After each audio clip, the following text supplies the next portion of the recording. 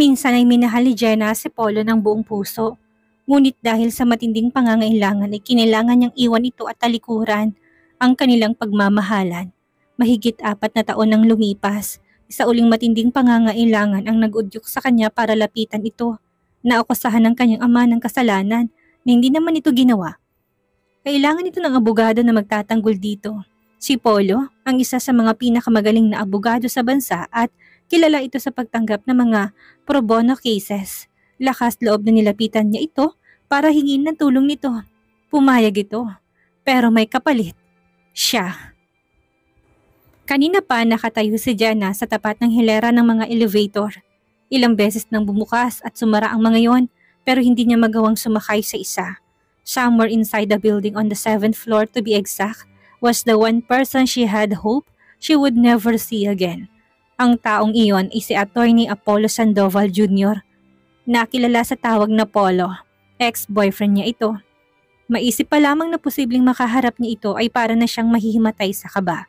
Maglilimang taon na mula na maghiwalay sila. Mula noon ay sinikap niyang huwag makibalita tungkol dito. Natitiyak niyang marami nang naging pagbabago sa buhay ng lalaki. Wala na talagang balak makipagkita si Jenna sa dating boyfriend. Pero bunsod ng matinding pangangailangan, napilitan siyang kapalan ng mukha at patibayin ng kanyang sikmura. Sa mga nangyayari sa buhay niya, si Polo ang nasa posisyon na makakatulong sa kanya. Dumadagundong ang kanyang dibdib sa matinding kaba. Would Polo even agree to see her? Pagkatapos ng ginawa niya rito, napakalaki ng posibilidad na hindi siya harapin. O, kung nga harapin man siya, baka para lang sumbatan siya. Kalimutan mo na muna tungkol sa damdamin mo, aniya sa sarili. Beggars can't be choosers. Ayon sa isang kasabihan, ng mga sandaling iyon, maaari talaga siyang ituring na isang beggar. Kaya kahit nangangalog ang mga tuhod niya sa kaba, pinilit niyang sumakay sa bumukas na elevator. Nasa ikapitong palapag lamang ng gusali ang law firm na kinabibilangan ni Polo pero sa pakiwari ni Jenna ay nabot siya ng 5 oras sa pagtungo doon. At nang bukas ang elevator sa 7th floor ay natanaw niyang salaming pinto na nasa dulo ng pasilyo. Daig pa niya ang sinentensyahan ng lethal injection. Pinilit niyang lumakad papunta sa glass doors ng law firm's reception area. Good morning, miss. Bati sa kanya ng babaeng nakatao sa reception area. Good morning, ganting bati niya. How can I help you? Tanong nito nang hindi na siya nagsalita. Huminga siya ng malalim. I'm looking for Attorney Polo Sandoval. Sa wakas sinasabi niya. Do you have an appointment? Wala kasi may nag-refer lang sa akin dito. Ang sabi niya ay tumatanggap ng pro bono cases si Attorney Sandoval. Mag-i-inquire lang muna sana ako. Oh, it's about the pro bono cases. Ganito kasi yon, may schedule lang ng consultations para sa mga pro bono cases. It's every Saturday and... No, bulalas ni Jenna. Martes pa lang ng araw na yon, 3 araw pang hihintayin niya bago makausap si Polo. Hindi niya kayang matensyon ng ganong katagal. Please, kailangan ko na siyang makausap, sabi niya sa babae. Kung tatanggihan ni Polo ang pakiusap niya, mas mabuti nang malaman niya ngayon pa lang kaysa yung mahimatay siya sa kakahintay ng Sabado para sa paghaharap nila. Pagkatapos ay wala rin naman pala siyang mapapala. Pero miss, sige na please. Hindi ko kasi alaman tungkol sa sinasabi mong schedule. Baka pwedeng kahit pakitanong na lang sa kanya kung haharapin ba niya ako. Kakilala ko siya dati. Ilang sandaling nakatingin lang ang babae sa kanya. Parang nag-iisip. Itatanong ko na lang po sa assistant niya ha? Sabi nito at inangat ang telepono. Ano nga palang pangalang sasabihin ko? Jenna Marcelino. Saglit na nakipag-usap ang babae sa telepono, pagkatapos ay bumaling sa kanya. He's with someone right now, but you can wait at his office. Pumasok ka lang sa pintong yon. Tinuro nitong isa pang salaming pintong nasa di kalayuan. Thank you, miss, sabi ni Jenna at nagtungo na sa pintong itinuro ng babae. Isang babae ang nadatna niyang abala sa pagtatype sa computer. Nagangat ito ng mukha paglapit niya. You must be Jenna, tumango siya. Have a seat, Attorney Sandoval would be with you in a short while. Nakangiting sabi nito. Lumapit si Jenna sa sofa na naroon at kumuha ng magazine sa rack. Binuklat-buklat niya ito, pero parang wala siyang makitang isa man sa nilalaman noon. Sa halip ang problemang naghatid sa kanya sa lugar na yon ang naglaro sa isip niya. Miss, you may come in now. Miss, Masyado siyang abala sa pag-iisip kaya halos hindi tumago sa pandinig niya na tinatawag na siya ng babae. Ha? Attorney Sandoval will see you now. Imporma ng assistant ni Polo. Nakatayo ang babae kaya nakita niyang malaki palang tiyan nito. Sa tansya niya ay kabuanan na ito. Eksaktong pagtayo ni Jenna, mula sa sofa'y bumukas ang pinto ng opisina ni Polo. Isang babae at isang batang sa hula niya ay 3 taong gulang ang tumambad sa kanyang paningin. Nagkumuwala sa pagkakahawak ng babae ang bata at nagtatakbo ito palabas. Polito, don't run! Sigaw ng babae. Pero hindi ito pinakinggan ng bata. Polito, tumagos sa isip ni Jen ang pangalan sinambit ng babae. Anak kaya ni Polo ang bata at ang babae asawa nito? Gumawi ang tingin niya sa babae. Maganda ito. Mukhang may breeding at smart eh. She was exactly the kind of woman who would fit Polo. Biglang parang gusto niyang umiyak. Kung hindi sila naghiwalay ni Polo, malamang na may anak na sila ng halos kasing gulang ng batang nakita niya. Sa pagtakbo ng bata, muntik na itong madapa. Mabuti na lamang at nasa harap na niya ito nang mangyari yun at nasalon niya. I told you not to run! Napapailing na wika ng babae ng abutan ng bata. Thanks ha, sabi nito nang bumaling sa kanya. Walang anuman, wika ni Jen at pinilit itong itaan. Your son? Unfortunately, tatawa-tawang itinirik ng babaeng mga mata. He's my eldest at parang ayoko na siyang sundan. Ang likot. Pinilit niyang makitawa dito kahit na parang ginigilitan ng kanyang puso. How wonderful. It must be to be Polo's wife and to be his son. Natitiyak niyang mahal na mahal ni Polo ang panganay nito. Ma'am Blaze, pinapasabi po ni Sir Polo na sa Glorieta na lang kayo tumuloy pagkagaling sa pedya. He said he'll meet you there. Anang assistant ni Polo na hawak ang telepono. Okay. Thanks Mildred. I have to go. Baka kung saan pa mapasuot ang batang yun. Bumaling ang babae sa kanya. Thank you again, sabi nito. Saka nagmamadaling sinundan ng anak. Sinundan ni Jenna ng tingin ng mag-ina. Polo's family. Naggumiit sa isip niya ang masakit na ideyang iyon. Kung hindi lang naiba ang ihip ng hangin, dapat ay anak niyang makulit na si Polito. Dapat ay siyang nagkukonsumi sa pag-aalaga sa bata at hindi si Blaze. Sinikap niyang pigilan ang pagpatak ng mga luhang umaambang dadaloy sa kanyang mga pisngi, pero hindi siya nagtagumpay. Kasabay ng panlalabo ng kanyang paningin, naglaro sa diwa niyang mga tagpong naganap ilang taon na nakalipas. You can open your eyes now, Jenna, bulong ni Polo. Kanina pa siya pinapapikit ng binata. May sorpresa daw ito. Happy anniversary, sabi nito nang dumilit siya. Tumambad sa paningin ni Jenna ang isang napakagandang bouquet ng pulang-pulang American roses. Iyon ang paborito niyang bulaklak. Second anniversary nila at yun ay kay Polo. Mas magandang selebrasyong inihanda nito ngayong taon kaysa sa nagdaang taon. Thank you. Ang gaganda ng mga naudlot ang sasabihin niya nang may mabataan siyang kumislap sa gitna ng mga bulaklak. Isa yung singsing. Nakasuksok yun sa maliit na tangkay na isa sa mga rosas. Ito sa solitaire diamond ring. Ano to? It's a ring. Nakakalokong tugon ni Polo. Alam ko. No. Ang ibig ko sabihin, bakit mo ako binigyan ng ganito? May idea siya kung bakit pero ayaw niya magkamali ng interpretasyon. What do you think? Hindi ko alam. Wika niya. Kinuha ni Polo ang singsing mula sa kinahihimlayan noon saka tumingin sa kanya. It means I'm asking you to marry me. Marry you? Parang hindi yun matanggap ng isip niya. Yes, ayaw mo ba? Napalunok si Jenna. Sa totoo lang nagtatalong kalooban niya. Pero hindi ang timbang ng pagmamahal niya kay Polo ang dahilan kung hindi ang matinding agam-agam. Pero ang mama mo, what about her? Polo, alam mo kung anong tinutukoy ko. Tandang-tanda pa niyang naging reaksyon ni Mrs. Sandoval na ipakilala siya rito ni Polo. Mababa kasi itsura sa mga salitang binitawan ng ginang hindi papabor sa kanya bilang nobya ng anak nito. I was expecting someone different. Malumanay ang tinig ng ginang pero may bahid yun ng disappointment. Sa kahabaan ng hapunang pinagsaluhan nila, ilang beses itong binanggit ang mga kwalipikasyong taglay raw dapat ng babaeng mapapangasawa ni Polo. Dumating pa nga sa puntong nag-react ng binata. I'm the one who is going to live with my wife, so it is my prerogative to choose who I want. Mariing sabi ni Polo, natahimik ang ginang, pero nakuha na ni Jenna ang mensahe nito. Hindi siya pasado. Paano na ngayong niyayaya siya ni Polo nang magpakasal? Kagaya na sinabi ko sa kanya noon, akong makikisama sa kung sino mang babaeng pakakasalan ko. Kaya akong may karapatang mamili kung sinong babaeng yun. And I choose you, wika ni Polo. Hindi ba masyadong mabilis? 2 years pa lang tayo, Anya. That's long enough for me to know that I love you and that I want to spend the rest of my life with you. Sigurado ka ba? Siya pang nag-atubili para kasing ang hirap paniwalaan ng gusto na nga siyang pakasalan ng nobyo. Sa kabila ng malaking agwat ng kanilang estado sa buhay, Polo was a senator's son. Huling termino na sana ng ama nito nang mamatay ang senador sa atake sa puso.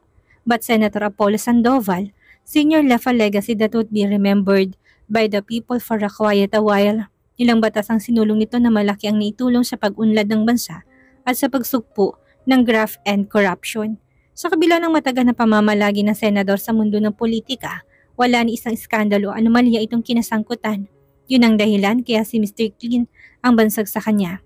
Katatapos lamang noon ni Polo sa law. Sa simula pa lang naging makinang ng pangalan ng binata. He was a bar top notcher, and the first cases he handled, he easily won. Mag-iipon lamang di umano ang nobyo ng magandang reputasyon at pagkatapos ay sasabak na rin sa politika. Yun ang nakamulatan niyang landas. Nasa kuna pa lamang di umano siya, inihahanda na ang trono nito. Kaya nga nakakalulang isipin ng isang kagaya ni Polo ay nasa harap niya ngayon. Siya ng isang napaka-ordinaryong nilalang at hinihingi ng binata na tanggapin niyang alok nitong maging asawa. They met by accident. Muntik na mabundol noon si Jenna ng kotse ni Polo sa pag-iwas niya dito. Nadapa siya. Inalalayan siya ng binata sa pagtayo at nang makita nitong may sugat siya, pinilit siya nitong ipagamot na muna nila yon. Dinala siya ni Polo sa pinakamalapit na klinika. Sa hangin at nabighani yata si Polo sa kanya. Mula noon, naging porsigido na ito sa panliligaw sa kanya. Hanggang sa maging sila na at ngayon, niyayaya na siyang magpakasal. Ikaw yatang hindi sigurado. Nahimigan niyang pagtatampo sa tinig ng binata. Hindi si ganon, nakakabalang. Pag-amin niya. Ikaw ba, sigurado ka sa sinusuong mo? I mean, ang laki ng agwat ng estado natin sa buhay. Naglaro sa diwa niyang kanyang ama. Matinong tao naman ito. Kaya lang minsan napaka-impulsive. Dahil doon kaya ito nasasangkot sa iba't ibang gusot. I know what I'm doing, Jenna. Sagot ni Polo. Hindi pa rin siya mapakali. Ang mama mo, alam na ba niya ang tungkol sa plano mong ito? Of course, she does. Sagot ni Polo. Pero hindi ko yung sinabi sa kanya dahil hinihingi kong permiso niya. I don't need anybody's permission to marry anyone. Out of courtesy, kaya ako pinaalam sa kanyang bala ko. Anong reaksyon niya? Huwag na natin siyang pag-usapan. Tinitigan siya ng binata. Ang importante sa akin at ang gusto kong marinig ay ang sagot mo. Hindi kung ano-ano pa. Do you love me? Yes. Will you marry me? Natorete na naman si Jenna. Nakakapangamba ang ideyang isang kagaya ni Polo ang mapapangasawa niya. Pero gusto rin niyang makasama ito habang buhay. Yes.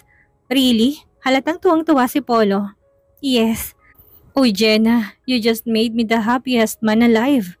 Kinabig siya ng nobyo at niyakap ng mahigpit. Aasikasuhin na natin ang kasal natin sa lalong madaling panahon. Parang inililipad si Jenna sa alapaap ng mga sumunod na araw. Palagi siyang napapatulala at napapangiti. Madalas tuloy siyang masita ng boss niya sa pinapasukang accounting firm dahil para daw siyang wala sa sarili. Wala pa siyang pinagsasabihan tungkol sa marriage proposal ni Polo. Para kasi hindi pa rin lubusang natatanggap ng isip niya na inalok na nga siya nito ng kasal. Kahit ang mga magulang niya hindi pa alam ang tungkol sa proposal ni Polo. Pero mamayang gabi ay balak na niya sabihin sa mga ito ang tungkol doon. Sa susunod na linggo kasi ay may balak ng mamanhikan si Polo. Isasama nitong ina sa bahay nila para formal ng pag-usapan ng kanilang kasal. Sa ngayon ay nasa Cebu ang binata. May pinaghahanda nitong malaking kaso laban sa lider ng isang sindikato at nasa Cebu ang pinakamahalagang testigo. Kailangan itong kausapin ng taong iyon. Nasa kanto pa lamang si Jenna ng kaling kinaroroonan ng bahay nila nang mapasin niyang parang may nangyaring kaguluhan. Mas marami kaysa karaniwan ang mga taong nag-uumpukan sa harap ng bahay nila. Kinabahan siya at binilisan ng paglakad. Uy Jenna, mabutit dumating ka na. Anang isang kapitbahay na nakasalubong niya. Bakit? Ano hong nangyayari? Ang itay mo nagwawala. Nagwawala? Bakit ho? Hindi ko alam. Bigla na lang kami nakarinig ng sigawan kanina. Hindi namin alam kung lasing siya o ano. Basta ayaw niya palabasin ang inay mo. Hino-hostage niyang inay mo. May tumawag na ng pulis. Parating na raw sila. Halos madapa si Jenna sa pagmamadaling makarating sa bahay nila. Pero bago pa siya makalapit ay may sasakyang lumagpas sa kanya. Huminto yun sa tapat ng bahay nila at nagbabaan ng ilang alagad ng batas. Hindi na masyadong malinaw kay Jenna ang sumunod na pangyayari.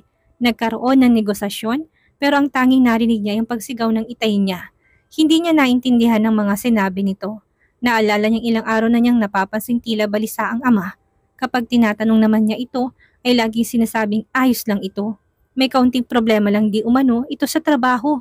Palibhasa ay lango pa siya sa kalagihang dulot ng pagyayaya sa kanya ni Polo na magpakasal. Mas pinili niyang huwag na lamang mag-alala. Matinong tao ang itay niya. Dati naging bisyo nitong pagsusugal, pero noon pa yon at maliit lang naman ang taya. Kung minsan ay umiinom ito. Pero social drinking lang. Kaya hindi niya alam ngayon kung bakit nagkakagulo ng ganoon. Maya-maya ay may pulis na tumawag sa kanya. Team leader yata ito ng mga rumisponde. Kausapin mong ama mo. Baka mapagliwanagan mo siya. Kung hindi ay papasukin na namin siya. Nataranta si Jenna. Baka kung mapano itay niya kapag lumusob ang mga pulis. Itay! Tawag niya gamit ang megaphone. Itay! Si Jenna to. Ano ba problema? Anak, parang umiiyak ang ama niya na sumilip ito sa bintana ng bahay nila. Itay, lumabas ka na. Baka mapano ka pa niyan eh. Patawarin mo ko anak. Nawalang itay niya sa bintana. Matagal-tagal bago ito muling nagpakita. Nagkaroon pa ng mahabang palitan ng diskusyon. Nagmatigas pa kasi ito. Pero sa bandang huli ay sumuko rin at pinaligiran ng mga pulis. Pasensya ka na anak. Hindi na mabilang ni Jenna kung ilang beses na humingi ng paumanhin sa kanya ang itay niya. Nakauwi na sila sa bahay pagkatapos ng ilang oras ding pananatili sa presintong pinagdalhan dito. Kasama nilang inay niya at itong nagpatotoo na taliwas sa kumakalat na balita. Hindi siya hinostage ng itay niya. Kinakalma lang daw ng inay niya ang kanyang ama. Ayaw di umano ng inay niya na magpapasok ng kahit sinong tao sa mga nagtangkang dumalo sa kanila dahil baka lalo pang magkagulo. Nakainom ang tatay niya pero hindi din to sobrang lasing para magwala. Sa pag-uusisa ni Jenna, nalaman niyang dahilan ng pagkabalisa ng ama. Lingid sa kaalaman nilang mag-ina, nagsimula na namang magsugal ang tatay niya. Niyaya raw ito minsan ng supervisor nito sa kasino. Sinamahan nilang isa sa mga kliyente at hayun, parang nanumbalik ang dating hilig ng ama. Hanggang sa masaid ng lahat ng ipon nito, pati ang bahay nila ay nakasangla. Even that was not enough, nagkamali pang itay niya nang umutang ito sa loan sharks. Nang hindi niya mabayaran ng mga yon, binantaan siyang papatayin. Kanina nga raw ay parang may sumusunod sa kanya, kaya ganun na lamang ang pagkakataranta nito. Marami pang sinabing itay niya pero isa lang ang punot dulo noon. Kung hindi niya mababayaran ang utang, posibleng may mangyaring masama sa kanya o sa isa sa kanila ng inay niya. Ganun na lamang ang panlulumo at pagkabahala ni Jenna. Nakakalula ang perang nautang ng itay niya. Kahit yata isang lanya pati ang kanyang kaluluwa, hindi siya makakalikom ng ganong kalaking halaga. Nagtagal pa sa Cebu si Polo. Madalas naman itong tumatawag sa kanya pero halata sa tinig ng nobyo na namumroblema rin. Hindi tuloy niya magawang sabihin ditong mga problema niya. Isang gabi, nadat na niyang itay niya sa kusina, nakasubsob ang ulo nito sa mga kamay. Itay, nilapitan niyang ama tinawakan sa balikat. Patawarin mo ko anak, ang laki-laki na pagkakamali ko. Bukas ay harapin ko ng mga pinagkakautangan ko. Isumbong na lang kasi natin sila sa pulis itay. Yun ang mungkahi niya noon pa. Humiling ito. Kapag ginawa ko yun, hindi lang akong mapapahamak. Idadamay rin nila kayo ng inay mo. Mas hindi ko matatanggap na dahil sa akin ay mapapahamak kayo. Mangungutang tayo itay, aniya. Kanino? Wala silang kamag-anak na may kaya sa buhay. Katulad din lang nila ang mga yon na kailangang kumayod ng gusto para may maipantustos sa pangangailangan. Basta mag-iisip ako ng paraan. Humingi pa kayo ng kaunting palugit sa kanila. Mungkahi ni Jenna. Anak, gawin niyo itay, giit niya. May tuturing nakakapala na mukha ang gagawin ni Jenna. Pero nakapagpasya na siyang humingi ng tulong kay Polo. Uutang siya rito. Babayaran niya yon kahit na anong mangyari. Ang problema ng mga sumunod na araw, hindi na niya makontak si Polo. Nang minsan magkausap sila, hindi pa maganda ang cellphone signal. Ang pagkaunawa ni Jenna sa sinabi ni Polo ay kinilangang dalhin sa safe house ang testigo. Medyo malayo raw iyon sa syudad. Natural lamang na hindi nito nabanggit sa kanya kung saan iyon dahil iniingatan ng kaligtasan ng testigo. Tatawagan daw kagad siya ng nobyo kapag nagkaroon to ng pagkakataon. Pagkasabi noon, inaputol na ang koneksyon.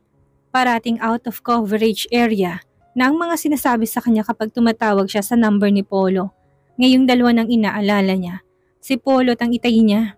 Patapos na rin kasi ang palugit na ibinigay sa itay niya na mga pinagkakautangan nito. Isang araw nagkaroon si Jenna ng panauhin sa opisina.